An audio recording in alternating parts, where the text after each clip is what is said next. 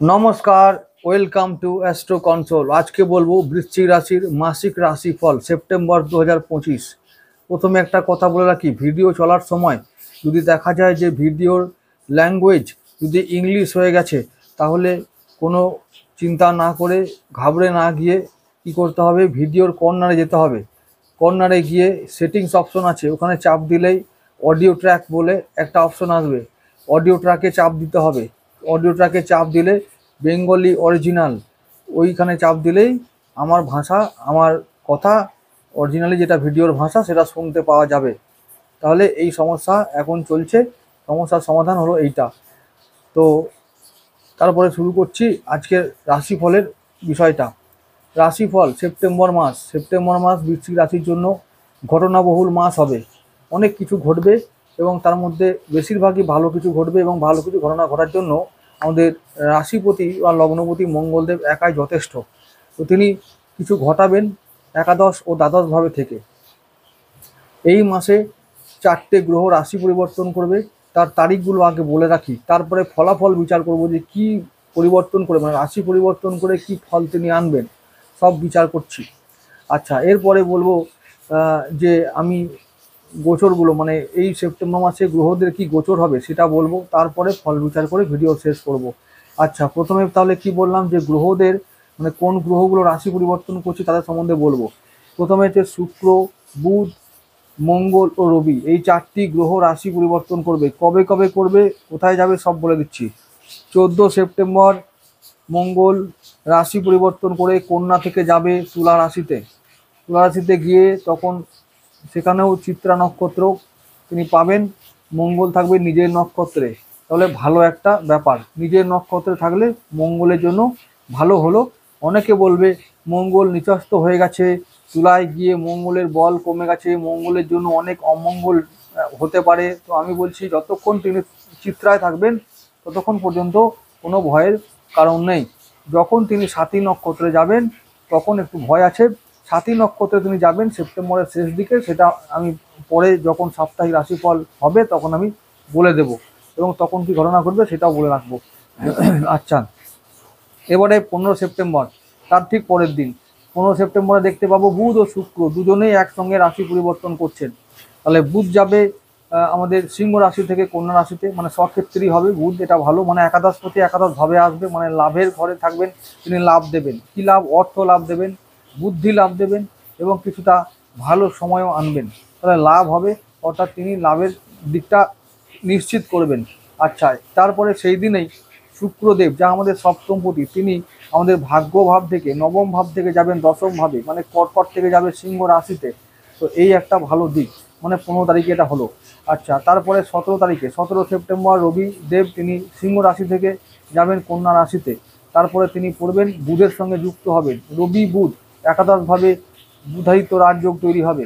এই যোগ তৈরি হলে কি হবে? লাভের ঘরে এই যোগ, রাজযোগ, তার মানে লাভের পরিমাণটা বাড়বে, লাভের অঙ্কটা বাড়বে। তাহলে এটা নিশ্চিতভাবে হবে, গোচর তাই বলছে। তার আগে কি হবে? তার আগে এবার বলছি, প্রথম সেপ্টেম্বরের প্রথম দিনটা আমরা দেখতে পাচ্ছি ভাগ্যভাবে বুধ আর শুক্র একসঙ্গে থেকে সুপার একটা লক্ষ্মী যোগ তৈরি করবে, লক্ষ্মী যোগ, রাজযোগ তৈরি করবে। তার মানে লক্ষ্মী লাভ হবে, অর্থ লাভ হবে, 2 টাকা পকেটে ঢুকবে। কেন? প্রথম হচ্ছে সেদিনটা আমি বিশেষ করে সেপ্টেম্বরের প্রথম দিনটা দেখতে পাচ্ছি বুধ শুক্র একসঙ্গে একবারে নিখুঁতভাবে বসে আছে। বুধ থাকবে তার নিজের নক্ষত্র অশ্লেষায়, এবং শুক্র থাকবে শনি নক্ষত্র পুষ্যায়। শুক্র শনি এই যে কম্বিনেশনটা সেটা ভালো, এবং বুধ থাকবে তার নিজের নক্ষত্রে, এটাও ভালো। তার মানে লক্ষ্মী যোগটা প্রপারলি হবে। অনেক দিন পর আমি বলবো যে আমাদের ভাগ্যে কোনো শিখে ছিঁড়তে পারে, তাহলে শিখে যখন ছিঁড়বে তাহলে রেডি থাকতে হবে এবং মনটা ভালো রাখতে হবে, তবেই আমরা আরও ভালো কিছু করতে পারবো এবং ভালো কিছু পাবো। কিছুটা পাবো, সেই যোগ আছে কিন্তু। তাহলে লক্ষ্মী যোগ তৈরি হবেই, আমরা লক্ষ্মী লাভ করতে পারবো। আচ্ছা, এরপরে বলবো যে সেপ্টেম্বরের প্রথম দিকে দেখতে পাচ্ছি রবি বুধ কেতু একসঙ্গে রয়েছে, এবং এই রবি বুধ এই দিনটাও, এই যে কম্বিনেশনটা সেটাও কিন্তু ভালো। আচ্ছা, চন্দ্রকে পাবো সেই দিনে বৃশ্চিক রাশিতে জ্যেষ্ঠা নক্ষত্রে পাবো। বৃহস্পতি আগের মতনই পুনর্বসুতে থাকবেন, এবং শনি ও রাহু আগের মতনই থাকবেন, যেমন রাশিতে, যেমন রাহু কুম্ভে শনি মিনেতে। এরকম একটা সেপ্টেম্বরের মানে দিনটা দেখতে পাচ্ছি, গ্রহ সংস্থান হয়েছে। আর তারপরে 15 সেপ্টেম্বর একটু চেঞ্জ হবে। 15 সেপ্টেম্বর বলেছি যে রবি আর শুক্র একসঙ্গে আসবে সিংহ রাশিতে, আর বুধ একা থাকবে আমাদের কন্যা রাশিতে, আর ওদিকে মঙ্গল থাকবে চিত্রা নক্ষত্রে আমাদের কোথায় তুলা রাশিতে মানে দ্বাদশ ভাবে, চন্দ্র বৃহস্পতি একসঙ্গে থাকবে মিথুন রাশিতে মানে অষ্টম ভাবে, আর শনি রাহু আগের মতনই।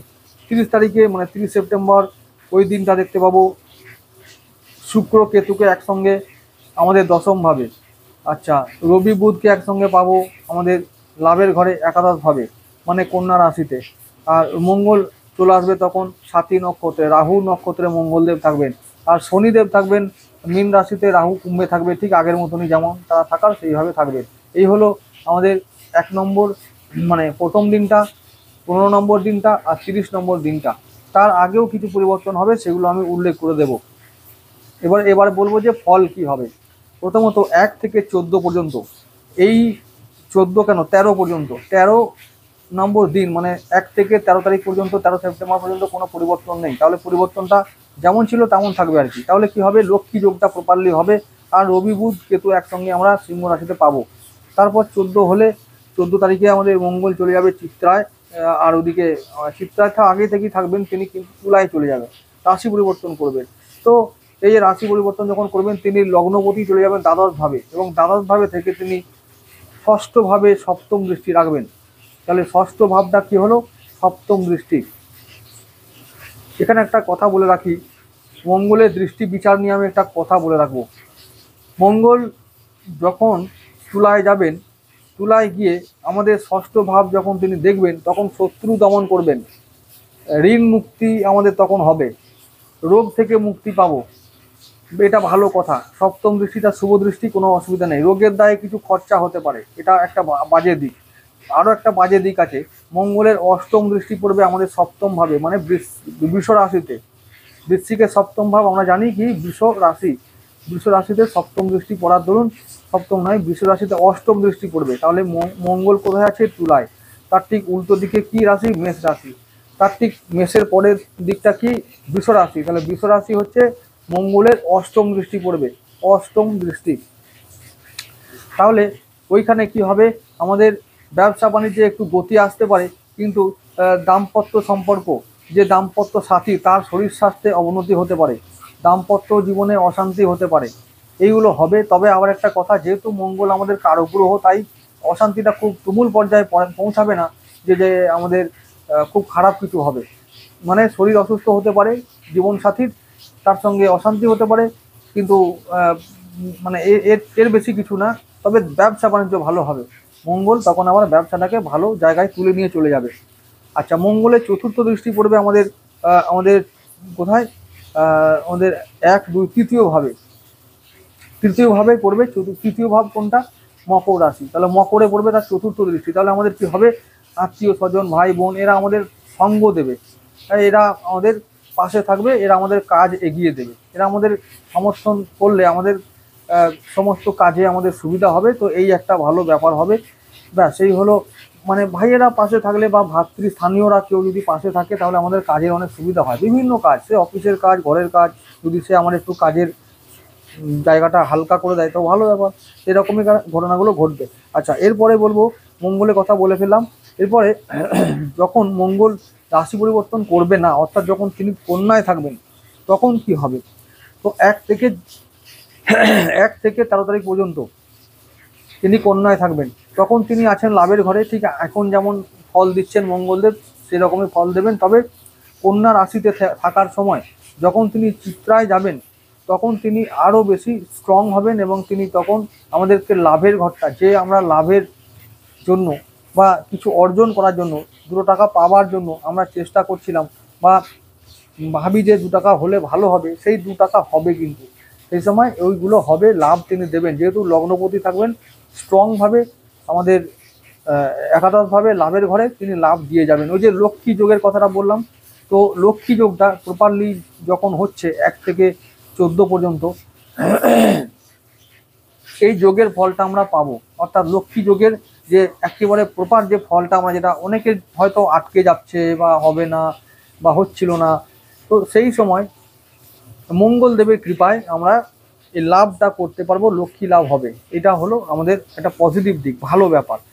তো তো লক্ষ্মী লাভ মানে হলো 2 টাকা ইনকামের কথা বলছি, এই হলো ব্যাপার। অনেক সময় কি হবে, কারোর সঙ্গে যোগাযোগ হলে, ভালো লোকের সঙ্গে যোগাযোগ হয়ে গেলেও কিন্তু লক্ষ্মী লাভ হতে পারে আগামী দিনে, সেরকম একটা ভালো ব্যাপার। তো এরকম মঙ্গলদেবের ঘটনাটা বললাম। এরপরে বলবো শুক্র। শুক্র আমাদের ভাগ্যভাবে আছে সপ্তমপতি নবম স্থানে, মানে ভাগ্যভাবে মাসের প্রথম দিকটা থাকবে তিনি। তাহলে কতদিন থাকবেন? 15 দিন বা 14 দিন। তাহলে 14 দিন তিনি আমাদের কী করবেন? ব্যবসায় ভালো ফল দেবেন, দাম্পত্য সম্পর্কে ভালো ফল দেবেন। কিন্তু যখনই মঙ্গল ওদিকে যাবে না, তুলায় যাবে, তখনই একটু অশান্তি হতে পারে। তার মানে মাসের মাঝামাঝি দিক থেকে আমাদের দাম্পত্য অশান্তি হতে পারে, সে জায়গায় তখন আমরা সাবধান থাকবো, এটা আমাদের মনে রাখতে হবে। তাহলে শুক্রর জন্য ভালো ফল বলেছি। শুক্র ব্যবসা বাণিজ্য ভালো করবে, আর ওদিকে কিছু টাকা ভালো দেবে, মানে কিছু ইনভেস্ট করলে, ব্যবসা যদি ইনভেস্ট করি ভালো ফল আমরা পাবো। শুক্র থেকে ভালো ফল পাবো, বুধের থেকেও ভালো ফল পাবো, কারণ বুধ আমাদের অষ্টমপতি হলেও হঠাৎ করে, যেহেতু তিনি ভাগ্যভাবে আছেন, তো হঠাৎ করে কোনো লাভ বা অর্থ লাভ, ফাটকা ইনকামের দ্বারা লাভ, এগুলো কিন্তু তখন হবে। তাহলে বুধ আর শুক্র ভালোই ফল দেবে। তাহলে বুধ শুক্র ভালো ফল দিল। রবি আমাদের 17 সেপ্টেম্বর রাশি পরিবর্তন করে যাবেন তিনি কন্যা রাশিতে। তাহলে রবি 17 তারিখ পর্যন্ত বা 16 তারিখ পর্যন্ত ভালো ফল দিচ্ছেন, স্বক্ষেত্রী হচ্ছে, মানে কর্মপতি, কর্মের জায়গায় যেহেতু আছেন তিনি কর্ম জায়গায় ভালো ফল দেবেন। রবি ভালো ফল দেবে। তবে ভালো ফল যদি কারো না দেয়, তাহলে জানতে হবে তার জন্মছকে রাহুর কোনো সমস্যা আছে। রাহু, কারণ রবি রাহু দৃষ্টি বিনিময় করবে, আর রবি রাহু দৃষ্টি বিনিময় করলে মনের মতো ফল কর্মজগতে পাওয়া যাবে না, এটাই হলো ব্যাপার। তাহলে রাহুকে তখন তাদের শান্ত করতে হবে। তো এই ব্যাপারটা মনে রাখতে হবে। আচ্ছা, তাহলে রবি বুধ এটা একটা ভালো কম্বিনেশন হয়েছে, মানে একেবারে 14 তারিখ পর্যন্ত। আচ্ছা, তারপরে রবি ওখানে থাকলো, মানে আমাদের 17 তারিখ পর্যন্ত বা 16 তারিখ পর্যন্ত আছে সিংহ রাশিতে, 16 পর্যন্ত। এবার শুক্র যখন রাশি পরিবর্তন করে যাবেন সিংহ রাশিতে, মানে কর্কট থেকে সিংহে যখন যাবেন, সেদিনটা হবে 15 তারিখ। তাহলে 15 আর 16 এই মাত্র 2 দিন আমাদের খরচা বাড়তে পারে। আর কি হবে? কাজের জায়গায় একটু চাপ বাড়তে পারে, কর্মস্থানের চাপ, এই অশান্তি আমাদের 2 দিন ফেস করতে হবে, 2 দিন, 15 তারিখ আর 16 তারিখ। আর তারপরে 17 তারিখে যখন রবি চলে যাবে বুধের কাছে, আর তখন দারিদ্র দোষটা তৈরি হবে না, তাই তখন শুক্র বা রবি কেউই খারাপ ফল তখন দেবে না। তবে কর্মস্থানে শুক্র আর কেতু থাকবে। তাহলে কেতু আমাদের কারক গ্রহ, কিন্তু শুক্র আমাদের একটু মারক। তাহলে কি হবে? শুক্র কেতু এই কম্বিনেশনটা ভালো না। তাহলে আমাদের শরীর স্বাস্থ্যের দিকে অবশ্য নজর রাখতে হবে।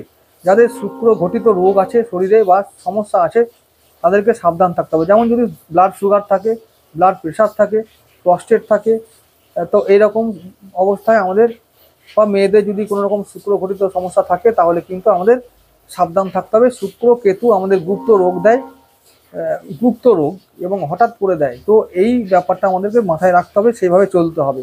আর আরেকটা কথা বলি, শুক্র কেতু যখন একসঙ্গে হবে, তখন অনেকের পেটের রোগ দেখা দেবে, পেটে খুব সমস্যা দেখা দেবে। অনেকেরই পেটের এমন সমস্যা দেখা দেবে যেটা সূচনা হবে এখন থেকে, কিন্তু ধরা পড়বে অনেক পরে। তো সেরকম ব্যাপারগুলো অনেকেরই জীবনে হবে। তো সেই থেকে যাদের একটু ইস্যু হবে, ইস্যুটাকে চাপা না রেখে ডাক্তারের সঙ্গে পরামর্শ করতে হবে এবং রোগটাকে ইমিডিয়েট ট্রিটমেন্ট করতে হবে, নাহলে কিন্তু পরবর্তীকালে বড় আকার ধারণ করতে পারে।